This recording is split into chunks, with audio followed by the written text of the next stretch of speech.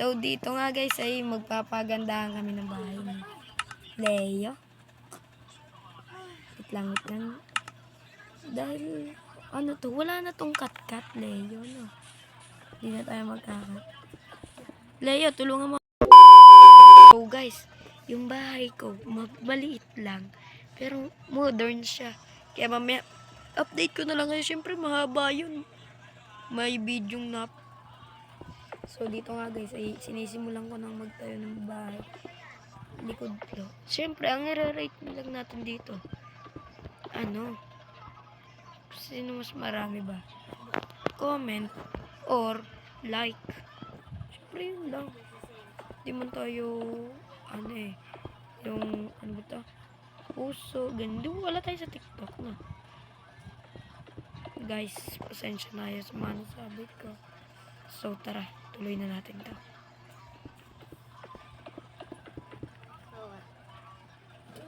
Guys, ito pa lang yung natapos ko. Pwede ba? Tulungan nyo ko dito.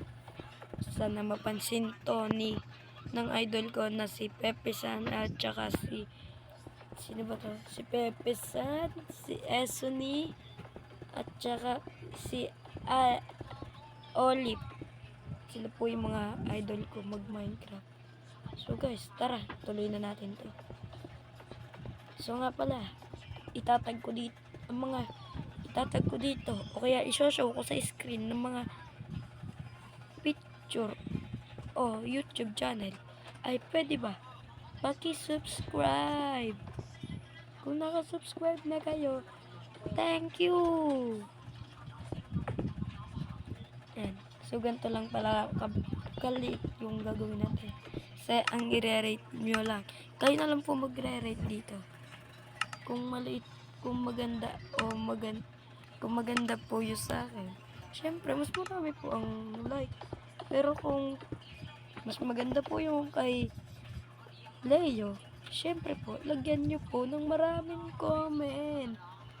So, let's go. Update po kayo. Update ko po kayo kapag napadara na po lahat at bubong na lang po ang gagawin. Wala na pong cut yun pag sa bubong na lang. So guys, di ko na kinaya. Part 2 na lang tayo magkita-kita. Bye-bye. Let's go mga kapo.